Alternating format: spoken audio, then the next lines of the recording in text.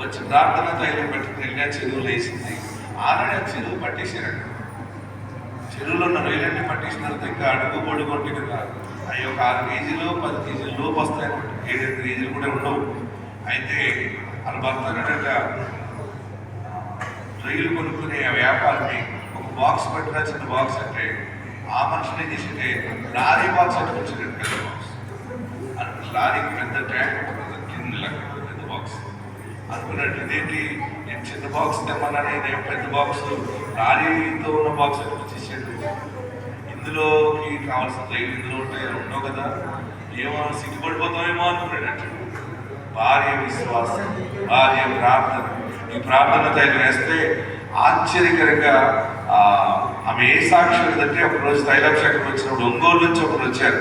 వారు సాక్షి చెప్పినప్పుడు మేము తీస్తూ ఉంటే రొయ్యలు వస్తూ ఉన్నాయని చెప్పారు సాక్షి. ఆ సాక్ష్యాన్ని విని మాకు కూడా ఆ ఆశీర్వాదం ఏం ప్రభు అని ప్రార్థన చేస్తే చెరువు పట్టిన తర్వాత కొన్ని రొయ్యలే ఆమె చెప్పింది 3-4 కేజీలు 6 కేజీలు అంతకంటే ఎక్కువ ఉండవు. అవి పట్టుకుందాం 10 కేజీల లోపు ఉంటాయి కదా అనే బాక్స్ తెప్పండి భర్త అంటే ఆ వ్యాపారం పెద్ద బాక్స్ చేస్తే అది పడతా ఉంటుంటే ఆశ్చర్యకరం ఏంటంటే రొయ్యలు పెద్ద రొయ్యలు అయిపోయి 300 కేజీలు రొయ్య వచ్చింది. అంట ఎంత కేజీలు వచ్చింది? 300 కేజీలు రొయ్య వచ్చింది. మొత్తం ఆ చెరువు నిమిత్తం వచ్చిన డబ్బులు చూస్తే వారికి 20 లక్షలు వచ్చింది. ఆమె అంటది, మా జీవితంలో ఎప్పుడు ఇంత ఆశీర్వాదం చూడలేదు, మా 20 లక్షలు అప్పు తీరిపోయింది, మాకు సంతోషంగా ఉందని ఎలుగెత్తి సాక్షి వినండి. మీకు ఎందుకు చెప్తానండి? నా పేరు ప్రిస్కిల్లా బేతకూడండి. మా ఇంట్లో చెరువులు చేస్తూ ఉంటారు. గత 5 సంవత్సరాలుగా మేము చెరువులు చేస్తున్నామండి. మరి 5 సంవత్సరాలుగా చెరువులు చేసినప్పుడు మిగిలింది ఏంటంటే మాకు 20 లక్షల దాకా అప్పులే మిగిలినాయండి. ఎప్పుడు ఫలించలేదు. ఫలించినా ఒకసారి రేటు ఉంటే ఒకసారి సరుకు ఉండేది కాదు, ఒకసారి సరుకు ఉంటే ఒకసారి రేటు ఉండేది కాదండి. అలాగే మేము మరి గడిచిన 2 సంవత్సరాలుగా ఇసాక ఇక్కడ ప్రార్థనకు రావడం జరుగుతుంది. వచ్చిన కాడి నుంచి కూడా దేవుడు ఎంతో మేలు చేస్తున్నారండి మాకు చెరువుల విషయంలో. మరి ఈసారి మేము చెరువులు వేసుకున్నప్పుడు అయ్యగారు తైలం అంతకుముందు అయితే మేము మేతల్లో కలిపేవాళ్ళం కాదు, కానీ మరి ఈ పాలు వేసుకున్నప్పుడైతే రోజు మేతల్లో 3 సార్లు మేత వేసినా 4 సార్లు మేత వేసినా ఆ తైలం వేస్తూనే ఉండేవాళ్ళం అండి. తైలం మానేవాళ్ళం కాదు. అలా తైలం వేయగా దేవుడు చేసిన అద్భుతం ఏంటంటే మరి తాడేపల్లిగూడెంలో సాక్ష్యం చెప్పారు, ప్రభు తీస్తా ఉండగా రైలు వస్తా ఉన్నాయని చెప్పారు.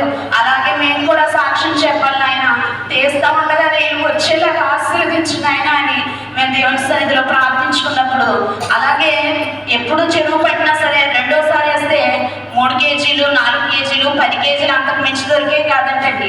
మరి ఇస్సాకయ్య గారు ప్రార్థనా తైలం వాడడం బట్టి మరలా చెరువులు వెనకాల మళ్ళీ వల వేసినప్పుడు 300 కేజీల దాకా దొరికినాయి అంట.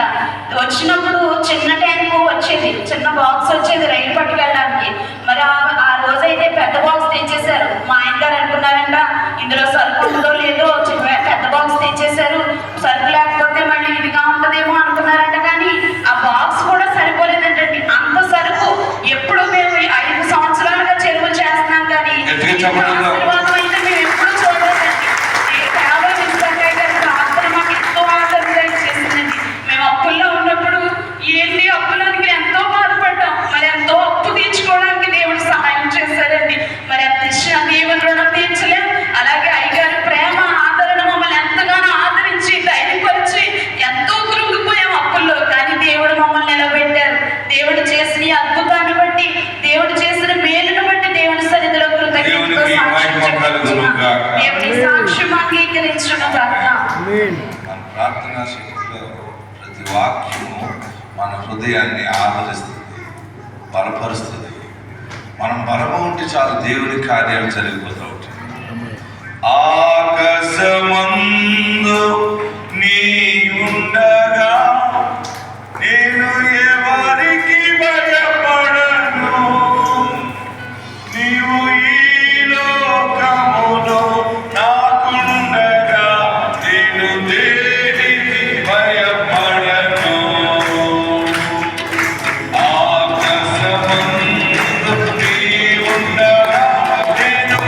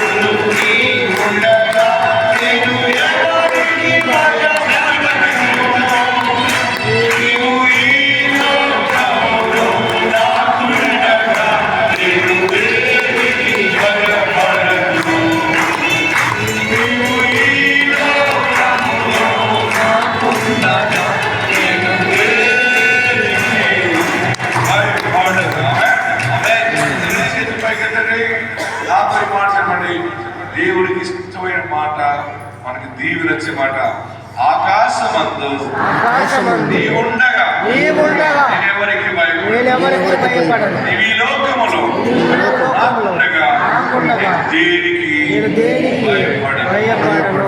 ఆమేన్. చెప్పండి.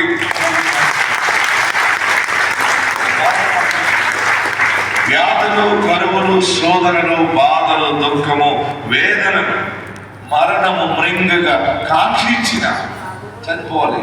సమస్యలు ఎక్కువైపోయినప్పుడు, ఇంకా మనసు చెదిరిపోయినప్పుడు చనిపోవాలని వస్తుంది. చనిపోవాలని అనుకుంటున్నావా? నీతోనే దేవుడు మాట్లాడుతున్నాడు. వ్యాధులు, బాధలు, అన్యాయం, ఇంకా నా జీవితం పనికి రాని జీవితం నాది అనుకుంటున్నావు కదా. మరణము నిన్ను తరుముతున్నా కానీ ఈ దినము దేవునితో మాట్లాడుతున్నాడు. ఆకాశమున్న దేవుడు నీకు తోడుగా ఉన్నాడు. ఈ లోకమును నిన్ను ఆవరించి ఉన్నాడు. నువ్వు అసలు వెరుగని ఆశీర్వాదంలో అడుగు పెడతావు అంతే. కొత్త సంవత్సరం బలమైన దీవెనలో అడుగు పెట్టి వెళ్తారు మీరందరూ. రేపు సంవత్సరం కూడా ఏమీ విధమైన తీగలేదు రాదు, బాధలు రావు. మనమైతే ఆయన రెక్కల చాటుకు భద్రంగా ఉంటాం. మీ పిల్లలు మీరు క్షేమంగా ఉందరు గాక. వాగ్దాన వాక్యాన్ని మనం ధ్యానం చేసుకుందాం. పరిశుద్ధ గ్రంథంలో నుండి యెహెజ్కేలు గ్రంథము దేవుడు మనతో మాట్లాడుతూ ఉన్నటువంటి మాట. యెహెజ్కేలు గ్రంథము 34వ అధ్యాయము. బైబిల్ ఉన్నవారందరూ తెరవండి. యెహెజ్కేలు గ్రంథము 34వ అధ్యాయము 26వ వచనం చదివి సహాయం చేయండి. బైబిల్ ఉన్న వారందరూ ఎంతమంది దగ్గర బైబిల్ ఉన్న పైకి చూపించండి ఒకసారి. అందరి దగ్గర ఉన్నాయి. ఇంకా లేని వారు కూడా బైబిల్ సంపాదించుకోండి, బైబిల్ దగ్గర పెట్టుకోండి. ముందు బైబిల్ దొరకవు, అమ్మనేవారు. దుష్టమృగాలు ఎక్కువైపోతున్నాయి. బైబిల్ దొరకరు. బైబిల్ ప్రింటింగ్ కూడా, ప్రింట్ చేసేవారు కూడా ఆపేస్తారు. సైతాన్ ఎక్కువైపోతుంది. ఎందుకు ఎక్కువ అవుతుందంటే ఆయన త్వరగా వచ్చుచున్నాడు. ఆమేన్. అవసరం ఇంకొక బైబిల్ ఎక్స్ట్రా కొన్ని ఇంట్లో పెట్టుకోండి. ఎవరికన్నా బైబిల్ లేని వాళ్ళకి వాక్యం చదువుకోమని అనుకుంటుంది. ప్రియులరా, యెహెజ్కేలు 34వ అధ్యాయము 26వ వచనం. నేను 3 అబ్బులు చదువుతాను, అందరూ చదవండి. 1 2 3. వారిని నా పర్వతము చుట్టుపట్ల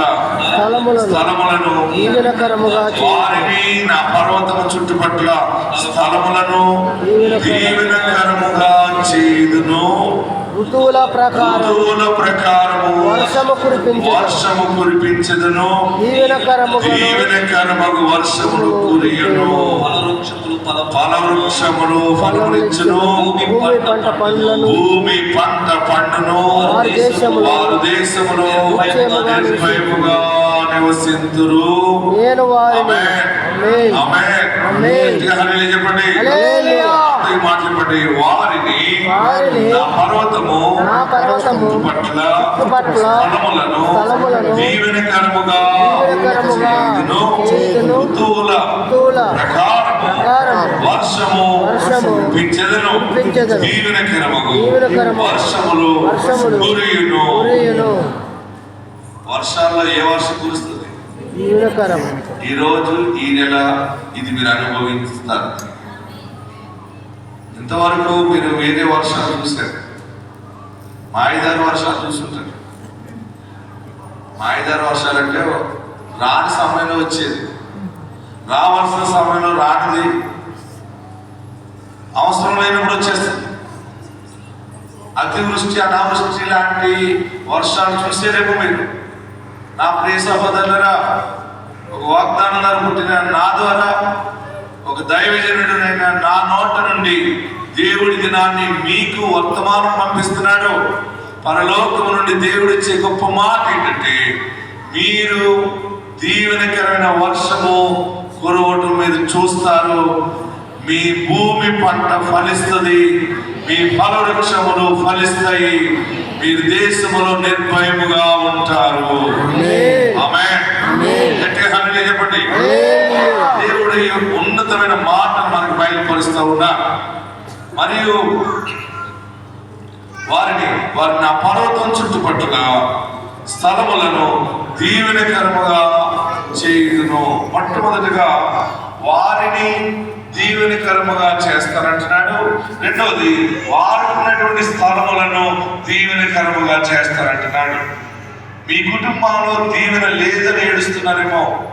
అయ్యా, నా పెద్ద బిడ్డ సంసారం బాగోలేదు, నా చిన్న బిడ్డ కుటుంబం బాగోలేదు, లేదా నా పెద్ద బిడ్డకు ఆరోగ్యం బాగోలేదు, నాకు ఆరోగ్యం బాగోలేదు, నా భర్త ఆరోగ్య పరిస్థితి బాగోలేదు, ఎవరు ఆరోగ్య పరిస్థితి బాగోలేదని ఏడుస్తున్నావో, చాలా దుఃఖముగా ఏదో ఒక రోగము మా ఇంటిని ఆవరిస్తూ ఉంది, మా ఇంటిని భక్షిస్తూ ఉంది, మా కష్టాలు అంతా కూడా హాస్పిటల్ పాలైపోతుందయ్యా, మాకు ఏ రకమైన సుఖము లేదు, నీ దీవెన నాకు దయచేయ బాబు, మమ్మల్ని స్వస్థపరచని అడుగుతున్నావు కదా.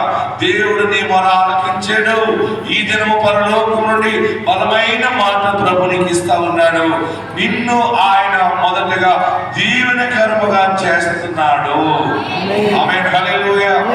అనేక మందికి నువ్వు దీవెనగా ఉండబోతా ఉన్నావు. అనేక మందికి నువ్వు ఆశీర్వాదం ఉండబోతున్నావు.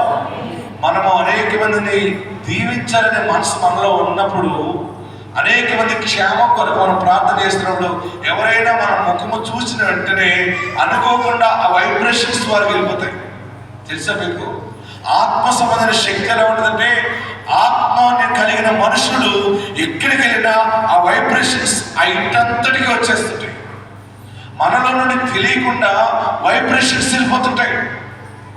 దేవుని ఆత్మ ఏ మనిషిలో ఉంటుందో, దేవుని సన్నిధి, మంచి మనస్సాక్షి కలిగిన మనసు ఎక్కడుంటుందో, ఆ మనుషుడు ఏ చెడిపోయిన మనుషుల మధ్యకి వెళ్ళినా కానీ ఆ వైబ్రేషన్స్ అన్నీ కూడా అక్కడ వెళ్తాయి.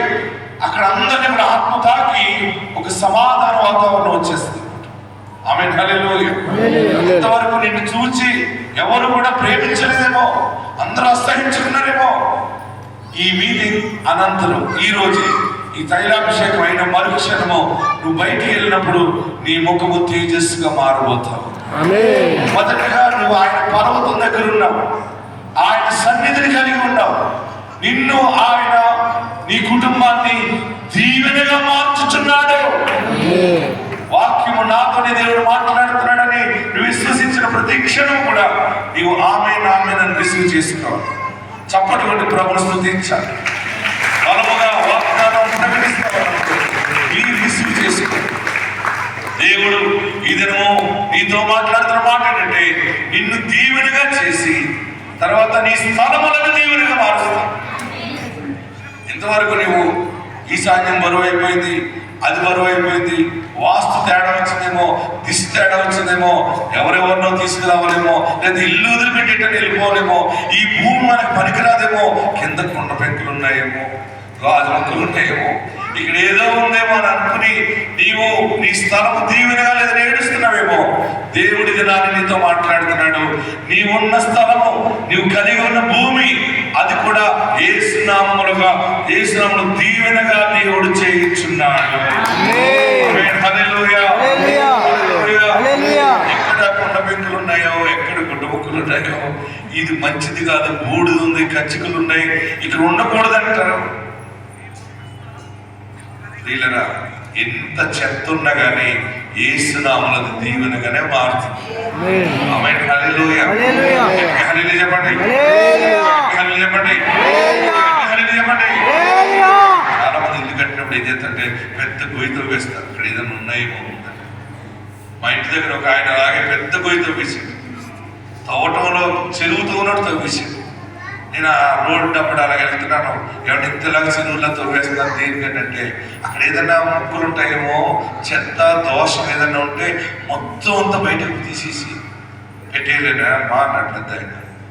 అలాగే నలుగురు పెద్దలు, సిద్ధాంతులు పేపర్లు కట్టుకుని, వాళ్ళకి అసిస్టెంట్లు పెద్ద పెద్ద పట్టు పంచులు కట్టుకుని, పెద్ద శాస్త్రవేత్తలాగా ఉన్న మట్టంతా తీసి పడేసాడు. తీసేసి ఎక్కడో ఉన్న మంచి ఇసుకట్టుకు చేశాడు, వేసి మంచి ఇల్లు కట్టాడు. ఆడ అందులో కాపం లేకుండా పోయాడు. హల్లెలూయా. ఈ రోజుకి అది పాతాళ దెబ్బలాగా అయిపోయింది, దెయ్యాల దెబ్బలాగా అయిపోయింది. ఎవరినన్నా అద్దెకున్నమని కూడా ఉండట్లేదు. నా ప్రియ సహోదరులను, మనము ఏవేవో అనుకుంటాం. మనం తవనవసరం లేదు, మనం తీయనవసరం లేదు. మనము యేసు నామాన్ని స్తుతిస్తూ నీ పాదం అక్కడ పెట్టినప్పుడు నీ భూమి అంతా దీవెనగా మారాయి. ఈ రోజు ప్రత్యేక ఆశీర్వాదం ఏంటంటే మీ పొలాల్లో ఏదైనా దోషం ఉందేమో మీరు ఏమో ఎర్రగొడ్డలు నల్లగొడ్డలు కట్టనవసరం లేదు, మూటలు కట్టక్కర్లేదు, గుమ్మడికాయలు కట్టక్కర్లేదు, కొబ్బరికాయలు కట్టక్కర్లేదు, నిమ్మకాయలు కట్టనవసరం లేదు.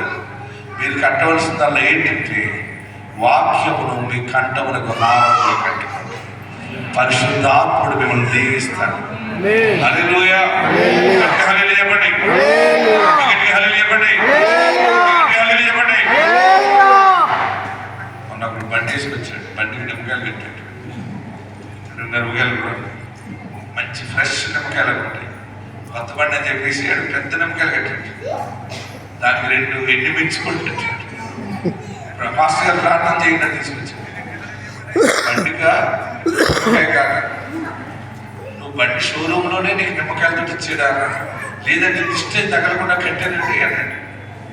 ఇది చాలా శక్తులను ఆపేస్తుంది అట్లా దోషం. మరి ఆ నిమ్మకాయలు ఆపేస్తుంది ఇంకా ప్రార్థన తిరిగారు. అవి అలాగంటే ఎవరో చెప్పారు కట్టానండి బాగున్నాయి. సరే ఆ నిమ్మకాయలకి ఎందుకంటే నిమ్మకాయలు పెద్ద నిమ్మకాయలు బాగుంటాయి, గుమ్మడి పెద్ద నిమ్మకాయలు దొరికిపోయి నేనవి తీసుకుని పోసుకుని రసం తాగేసాను. మరి ఏమనుకుంటాను మంచి నిమ్మకాయలు ముందు ప్రార్థన చేసేసానంటే ప్రార్థన చేసినంత కోసి నిమ్మకాయ రసం తాగేసి ప్రియులను అందులో ఏముండదు, నిమ్మకాయలోనే ఉండదు, సొరకాయలోనే ఉండదు, ఎండుమిరపకాయలో ఉండదు, చింతపండులో ఉండదు, ఇందులోనే ఉండదు. ఇందులో ఉంటుందంటే యేసు నామములోనే శక్తి ఉంటుంది. ఈరోజు నీకు దేవుడు ఇచ్చిన వాగ్దానం ఏంటంటే ఇంతవరకు ఏ భూమిలో నువ్వు పాడైపోతున్నాను అనుకున్నావో, ఏది నీకు ఆశీర్వాదంగా లేదో, ఏది అచ్చు రాలేదని నువ్వు బాధపడుతున్నావో, క్షేమంగా లేదనుకుంటున్నావో అదే స్థలము దేవుని పర్వతం పక్కన ఉన్నది కనుక దీవెనగా మారిపోతా. ఇప్పుడు ఇందాక ఆమె సాక్షి ఏం చెప్పింది? ఆమె ఏం చెప్పింది? 20 లక్షల అప్పులు లేనిపోని రైళ్ళని అందులోకి ఎలా వచ్చాయండి? ఆల్రెడీ కొన్ని రైళ్ళు ఉన్నాయి కదా, ఆ రైలుని దేవుడు 5 రొట్టెలు 2 చేపలు 12 గంపలుగా మిగిలినట్టుగా ఆ రైలన్నీ ఆశీర్వాదంగా మార్చారు. మనలాంటి దీనులకి ఎవరు సహాయం చేస్తారు? మనకు ఎవరున్నారు? మనకు ఉన్నదే దేవుడు. దాన్ని ఆశీర్వదిస్తే మనం పైకి వస్తాం తప్ప మనకు మనం పైకి రావాలంటే రాలేదు. ఈరోజు దేవుడు నిన్ను నీ బిడ్డని దీవెనగా మార్చుచున్నాడు. ఏ పెళ్లి సంబంధం వచ్చినా ఆ పెళ్లి కొడుకు నీ కూతురు నచ్చలేదేమో, నీ బిడ్డ నచ్చలేదేమో. ఈరోజు ఇక్కడి నుంచి వెళ్తావు కదా, నీ బిడ్డను ఎవరైనా చూస్తే పెళ్లి కొడుకు చూసి వచ్చిన నీ బిడ్డ ఒక ఏంజిల్గా కనబడుతుంది. నీ కుమారుడు ఏంజిల్గా ఉంటాడు, దైవ మహిమతో నింపబడతాడు. ఇక ఏది తలపెట్టినా జయమవుతుంది. మీరు డిసెంబర్లో శుభలేఖ పట్టుకొస్తారు, జనవరిలో శుభలేఖ పట్టుకొస్తారు. మొదటి శుభలేఖ నాకు పట్టు రావాల్సింది. ఎవరికి ఫస్ట్ శుభలేఖ ఎవరికి ఇవ్వాలి? ఎందుకంటే ఇక్కడ వాగ్దానం మీకు రిలీజ్ అవుతుంది కనుక ఫస్ట్ మరి మీరు వస్తారంటే నేను రాను, తీసుకుని ప్రార్థన చేస్తాను. ఆమేన్. హల్లెలూయా. ఈయనలో శుభకార్యాలు జరుగుతున్నాయి. నిన్ను దీవెనగా చేస్తున్నాడు. రెండవదిగా ఒక సమయంలో ఒక భర్త భార్య తెచ్చి నీ ముఖం చూస్తే దరిద్రం వస్తుంది. నిన్ను చేసుకున్నాక ఒక భార్య భర్త తిరుగుతుంది, మాయదారుడా నీ ముఖం అసలు చూడు, చిచ్చి చిచ్చి చిచ్చి చి నిన్ను అసలు చేసుకోబోదు అనుకున్నాను కానీ చేసుకున్నా. బహుశా నీ భార్య కూడా నీకు గౌరవం ఇవ్వట్లేదు, నీ భర్త నీకు గౌరవం ఇవ్వట్లేదు. ఈ రోజు నుండి ఒక ప్రత్యేకమైన మార్పు నీ ఇంట్లో కలుగుతూ ఉంది. ఈరోజు ఈ డేట్ మీరు నోట్ చేసుకోండి. ఇది ఆశీర్వాదకరమైనటువంటి సమయముగా పరలోకం నుండి దేవుడికి ఇస్తా ఉన్నాడు. నిన్ను ఆయన మొదటగా దీవెనగా చేస్తున్నాడు. రెండవది నీ భూమిని స్థలమును ఆయన దీవెనగా మార్చి ఫైనల్ ఆశీర్వాదం ఏంటంటే అక్కడ చెప్తా ఉన్నాడు. చదవండి. ఆ స్థలములను దీవెనకరముగా చేయుదును ఋతువుల ప్రకారం. ఈరోజు స్పెషల్ ప్రామిస్ ఏంటంటే ఋతువుల ప్రకారం. అందరు చెప్పండి. ఋతువుల ప్రకారం వర్షం కురిపిస్తాడు. పైగా దీవెనకరమైన వర్షం వస్తుంది. ఆమేన్. ఋతువులంటే వర్షాకాలంలో వర్షాలు కురవాలి. అప్పుడే నాటుతాం, మనం పంటలు పండించుకుంటాం. అవి వాటి వల్ల పండించినట్టు కూడా వేసవిలో కూడా మనం పంటలు తీసుకుంటాం. వర్షాకాలంలో కురవలసిన వర్షాలు వేసవికాలంలో కురుస్తున్నాయి అనుకోండి. వేసవికాలంలో రావాల్సిన వేడి వర్షాకాలంలో వస్తుంది అనుకోండి. భూమి ఆ పదును చేంజ్ అయిపోతుంది. ఎప్పుడు వర్షం పడాలో అప్పుడు పడితేనే భూమి ఎదకొచ్చినట్టుంటుంది, ఆశీర్వాదకరంగా. ఎప్పుడు నేను వీరికి పంటనివ్వాలా అన్నట్టు సిద్ధంగా ఉంటుంది అనమాట. అంటే దాని అర్థం ఏంటంటే నీకు ఎప్పుడు అవసరమో అప్పుడే సహాయం అందితే అది ఋతు పవనాలని దేవుడు నీకు సమయాన్ని ఇచ్చినట్టు అనమాట. ఆమేన్. మాట మరలా అందరూ చదవండి ఆ మాట ఒకసారి. ఋతువుల ప్రకారం వర్షము కురిపించి, ఏ సమయంలో వర్షం పడాలో, ఏ వాగ్దానం ఎప్పుడు నీకు నెరవేరాలో, ఏ ఆశీర్వాద సాక్ష్యమును ఎప్పుడు చెప్పాలో నీకు ఒక నిర్ణయ కాలం ఉంది. దేవుడు నీకు నియమించాడు. బిడ్డ పెళ్లి జరుగుతుంది అనుకోండి, పెళ్లి కుదిరింది, డబ్బులు లేవని ఏడుస్తున్నావు అనుకో, నీకు అప్పుడు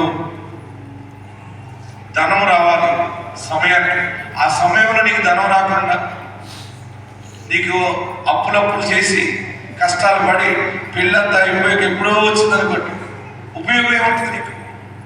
ఆకలేస్తున్నప్పుడు ఎవరైనా ఆహారం పెడితే అది మనకి కడుపు నిండుతుంది, అప్పుడు బలం వస్తుంది.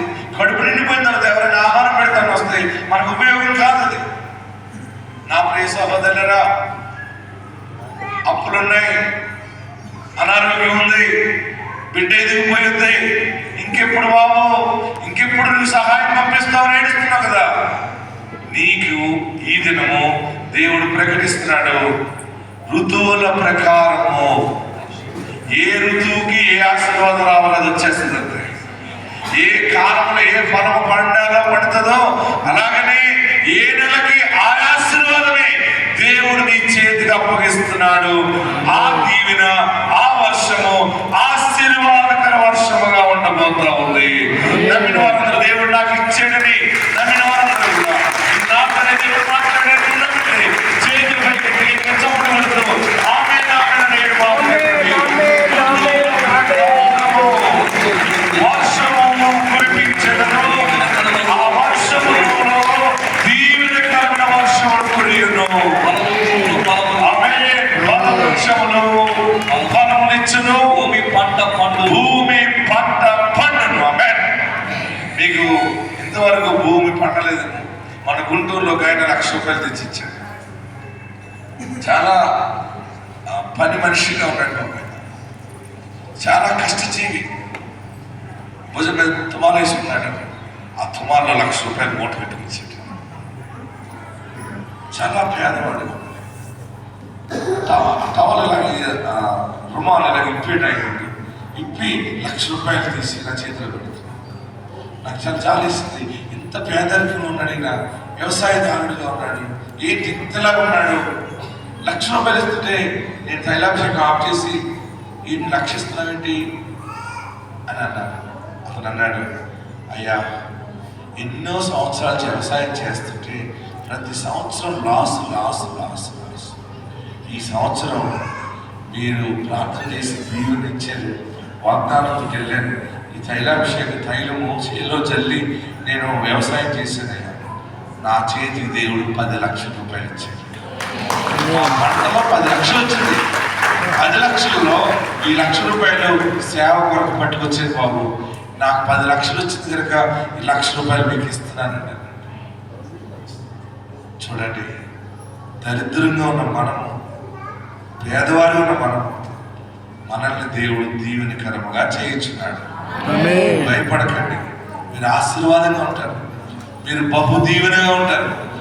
మీరు గమనించండి, ఈ నెల నుండి మీ ఇంట్లో, మీ పిల్లల మీద, మీ వ్యాపారంలో, మీ వ్యవసాయంలో, మీ సేవలో, మీ వ్యవస్థలో, వ్యవహారాల్లో దీవెనకరమైన వర్షం కురవటం మీరు చూస్తారు.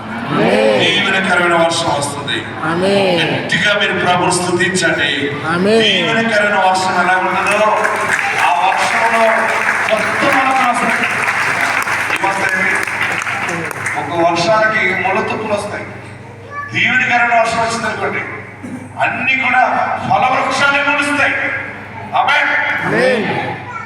ఈ దినము ఋతువుల ప్రకారము వర్షము నీ మీద దేవుడు కురిపించుచున్నాడు. మొన్న ఒక సహోదరు వచ్చింది, దైవజనుడా కొన్ని విషయాలు చెప్పలేనయ్యా, కానీ నేను తట్టుకోలేకపోతున్నాను. ఆమె చాలా లావుగా ఉంది, ఎత్తుగా ఉంది, బాగా లావు. తను అంది, నేను హాస్పిటల్ తిరిగి అలసిపోయాను. నాకు భయంకరమైనటువంటి రోగము నా శరీరంలో దాగి ఉంది. నాకు నెలసరి లేదు. ఏదైనా జరిగితే ఉన్న రక్తం అంతా బయటకు పోతుంది. దీనిని ఏ డాక్టర్ కూడా కనిపెట్టలేకపోతున్నాడు. పరిస్థితి బాగోలేదు, ఇంకా చనిపోవాలని ఉంది. మెడ కూడా తిప్పలేకపోతున్నాను. భయంకరమైన అనారోగ్యం నాలో ఉంది బాబు. అందరికీ జరిగినట్లుగా క్రమపద్ధతిలో నాకు ఏది జరగట్లేదు. సిగ్గు విడిచి చెప్పుకుంటున్నానయ్యా, నా మీద దేవుని కృప దిగి వచ్చినట్లు ప్రార్థన చేయబాబు. ప్రత్యేకంగా నా మీద ప్రార్థన, తైలముతో నా మీద అభిషేకం చేయండి. దేవుని కృపలో తైలముతో బిడ్డకి చేతులు వచ్చి ప్రార్థన చేసి ఈ బిడ్డకి ఆరోగ్యకరమైన దీవెన దయచే బాబు అని ప్రార్థన చేస్తే, మొన్న నెల లాస్ట్ మంత్ ఆమె చెప్పింది ఏంటంటే, దైవజనుడ ఆశ్చర్యకరంగా అందరు స్త్రీలకి ఎలా జరుగుతుందో నాకు అదే రీతిగా నా ఆరోగ్యాన్ని దేవుడు దీవెనగా మార్చింది. అద్భుతం ఏంటంటే ఆమె శరీరము యథావిధిగా రావటం మొదలైంది. నా ప్రియ సహోదరులు, మీ శరీరంలో ఏదైనా మార్పు చేర్పులు అవుతున్నాయేమో, నీ అరుగుదల మార్పు లేదేమో, లేకపోతే నీకు జరగవలసినటువంటి క్రమశిక్షణ ఏదైనా క్రమపద్ధతి తప్పుకుందేమో, ఋతువుల ప్రకారం కూడా ఆరోగ్యం దేవుడిని అయిపోతున్నాడు. నీ చేతి పని దీవెనగా మారుతుంది. నేనున్నా ప్రార్థన చేయడానికి, దీవించడానికి దేవుడు ఉన్నాడు. మీరు మంచి హృదయం కలిగి ఉండటానికి సిద్ధపడండి. అందరూ తలలు వచ్చండి. ఋతువుల ప్రకారం ఇక నీ ఇంటి మీద అమావాస్య చీకటి ఏలుబడి చేయదు. ఏ చీకటి ఏలుబడి చేయదు. ఎక్కడున్నారు అక్కడ లేచి నిలబడండి. పరిశుద్ధాత్మ దేవుడు మనతో మాట్లాడి ఉన్నాడు.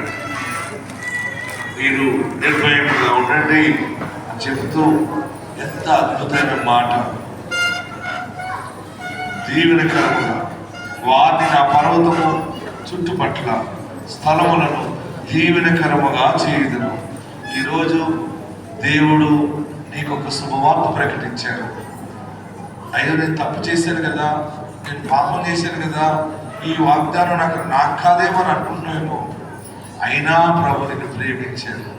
ఎక్కడున్నావు అక్కడ రెండు చేతులు పైకెత్తి, అయ్యా, ఈ వాగ్దానం పొందుకోవడానికి నాకు అర్హత లేకపోయినా నాకు అర్హతనిచ్చిన కృపను బట్టి నీకు పొందున్నాను.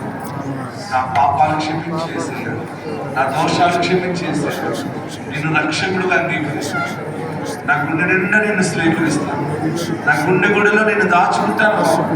నీ మహిమ నాకు దయచి, నీ సన్నిధి నాకు దయచి ప్రార్థన చేయండి. దేవుడి దినాన్ని నిన్ను దీవెనగా చేస్తాను. నేనే శని పట్టినట్టున్నాను అందరికీ నేను దరిద్రముగా ఉన్నానా? అందరికీ నేను భారముగా ఉన్నానా? ముఖ్యంగా నా తండ్రికి భారంగా ఉన్నానా? నా తల్లికి